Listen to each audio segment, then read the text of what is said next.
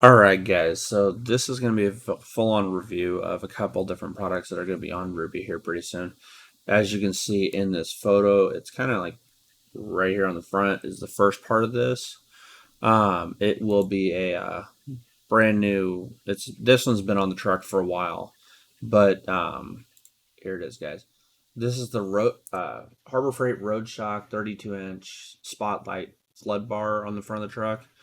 It's actually really nice. I just picked up another kit to have put onto the truck. I just picked up these 3-inch LED flood with side lights. I will give you guys a full review as soon as I can get these installed on the truck.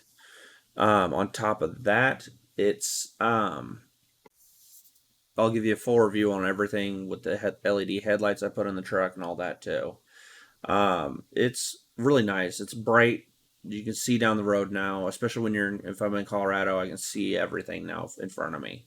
So let's get into this, guys, and we'll show you a little bit more, and also the wiring kit that I'm going to have to buy to get these things installed. Well, the initial one on this is fully installed.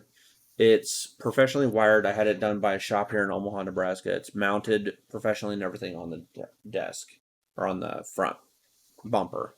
It's held up really well. It's been on there over a year, guys, and it's actually holding really well. This thing is bright as heck when you're driving down the road, and I have had no issues at all with glare on other people's drives. So, guys, let's get back into this, and let's get to the review. Alright, guys, so we're getting ready to show you the pre-install. This is the 32-inch light bar. I had it installed last year. I had a shop called Sublime Speed do this for me.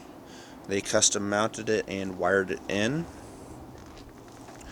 It looks completely factory, as if it were there from the factory. Well, the spots where I'm going to put the pod lights is actually right here. So they're going to face forward with the ditch lights facing out. That's the driver's side position that it's going to go on. And right here's the passenger side position where I'm going to put the other one. Is right in here. They bolt to the top of the fender mounts. Ooh, paint chip. Nice. They bolt to the top of the fender mounts. They're going to get wired in directly to the battery so that no matter what, they can be used without the engine on. Let me show you where the current switch position is for the 32-inch light bar. It's currently right here. The pod lights are going to go right next to it, right over here. And as you guys can tell, everything on here looks factory.